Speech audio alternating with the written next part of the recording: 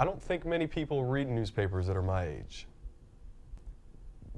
They probably get their news from the same sources I do, which is online and TV, if they're paying attention to the news.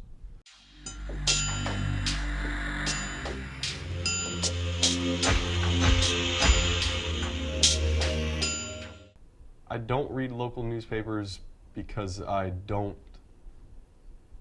want to buy them or care enough about the local news in the area that I'm in. I mostly get national news through TV. I watch CNN for news mostly. Tim Linnefelt. I'm a writer, a reporter, and general manager for the Osceola magazine. Well, we were a newspaper for 30 years. Obviously, I wasn't here for all 30 of those years.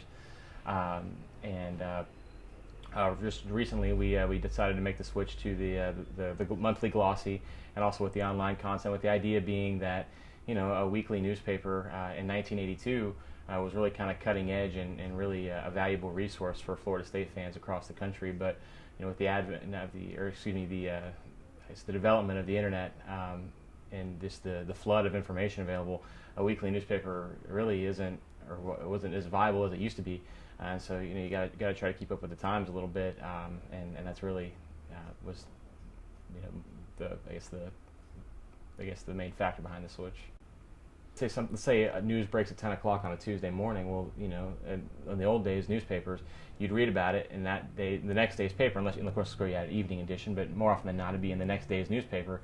You're talking about news that can be 18, 24 hours old. Well, now with the internet, something happens, it's up on somebody's website minutes after it happens, and so you really get caught. You know, you're getting beat on the news cycle, and then now with the advent of, you know, the Facebooks and the Twitters and all that, man, everybody's a reporter. You see something happen, you can tweet about it, and it's out there immediately. So it's really hard to keep up.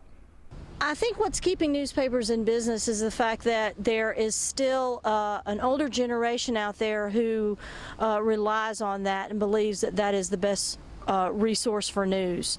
There are people all over the world at different times that have specific times that they can access their news, and so they're all going, and they want their news fresh. They want what's happening right at the moment, and the way that you get that is through television or through the internet.